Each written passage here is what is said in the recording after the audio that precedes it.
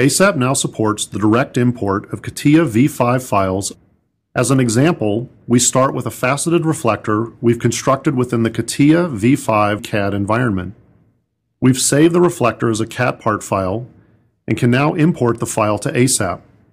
We'll open the file, and within our CATIA Setup Parameters window, we'll intentionally reset the CATIA version we want to use for the translation, and enter the location of the corresponding local CATIA files, and can now see the wireframed view of the translated reflector.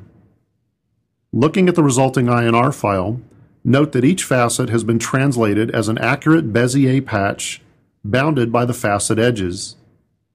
We can run this file and view the translated reflector within the ASAP 3D window.